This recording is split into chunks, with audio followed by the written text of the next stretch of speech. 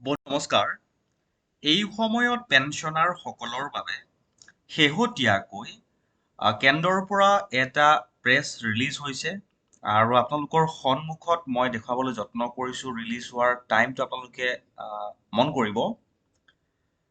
20 June 2026 4:53 চৰকাৰৰ ফালৰ পৰা এই বিজ্ঞপ্তিখন প্ৰকাশ হৈছে আৰু পেঞ্চনাৰ সকলক লৈ প্ৰকাশ হৈছে।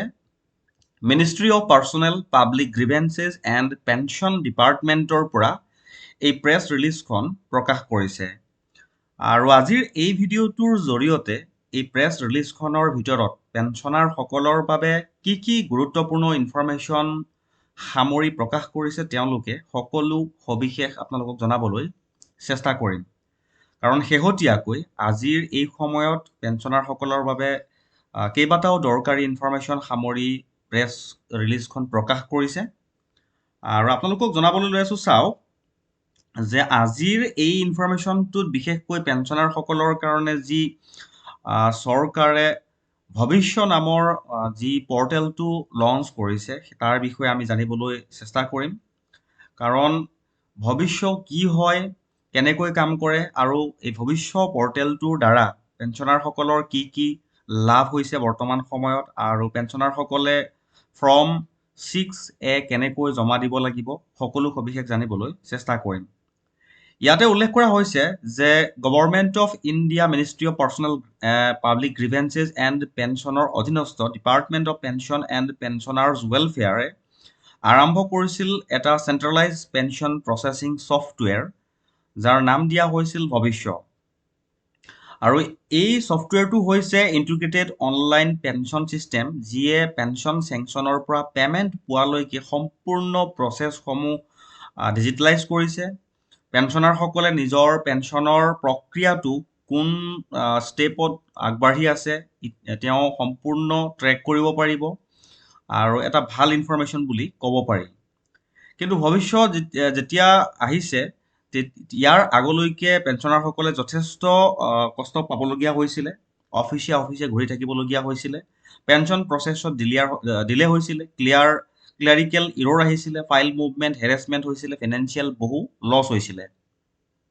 কিন্তু এতিয়া এই ছফ্টৱেৰটো অহাৰ পাছত বিশেষকৈ চেণ্ট্ৰেল গভৰ্ণমেণ্টৰ যিসকল কৰ্মচাৰী আছে তেওঁলোকৰ কাৰণে যথেষ্ট সুবিধাজনক হৈছে বুলি এই প্ৰেছ ৰিলিজখনত উল্লেখ কৰিছে।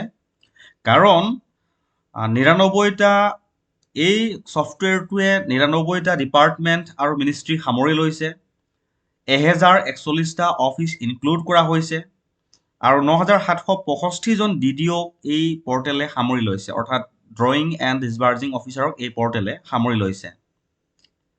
যোৱা 19 জুন 2026 পৰ্যন্ত ইয়াত দেখুৱাবলৈ যত্ন কৰিছোঁ, ইয়াতে উল্লেখ কৰিছে যোৱা 19 জুন 2026 পৰ্যন্ত এই ছিষ্টেমৰ মাজেৰে 3,28,116টা PPO pension payment order process কৰা হৈছে, অৰ্থাৎ 73% ছুপাৰএনুৱেশ্যন কৰা হৈছে সময়মতে।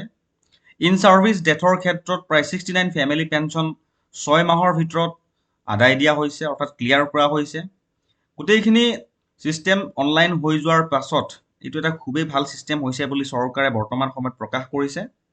আৰু ইয়াতে তেওঁলোকে উল্লেখ কৰিছে single simplified pension application form 6A, অৰ্থাৎ এই 6A যিখন ফৰ্ম হয় সেইখন ভৱিষ্য পৰ্টেলটোৰ লগত সংযুক্ত কৰা হৈছে আৰু সংযুক্ত হোৱাৰ ফলত পেঞ্চন প্ৰচেছ বহুখিনি সহজ হৈ পৰিছে। বৰ্তমান সময়ত প্ৰায় 64,000ৰো অধিক অৱসৰপ্ৰাপ্ত কৰ্মচাৰীয়ে 6A ফৰ্ম ব্যৱহাৰ কৰিছে বুলি চৰকাৰে এই প্ৰেছ বিজ্ঞপ্তিৰ দ্বাৰা অৱগত কৰিছে।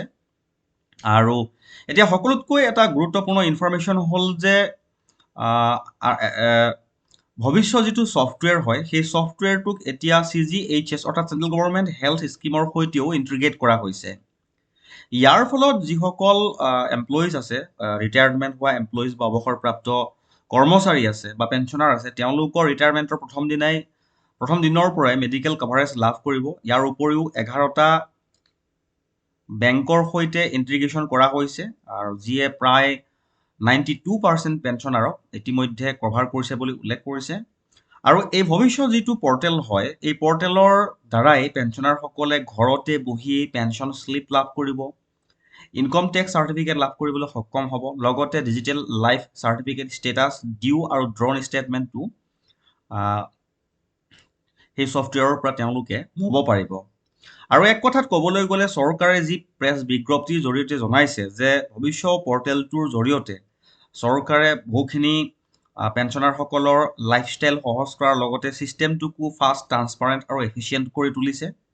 ইনফৰমেশ্যনটো চৰকাৰৰ ফালৰ পৰা এইটোৱেই দিছিলে যে নতুন এটা পৰ্টেলৰ যোগেৰে পেঞ্চনাৰসকলৰ কোনো যাতে হেৰাছমেণ্ট নহয় PPO পোৱাত বা পেঞ্চনৰ কিছু ইছ্যু অহাত।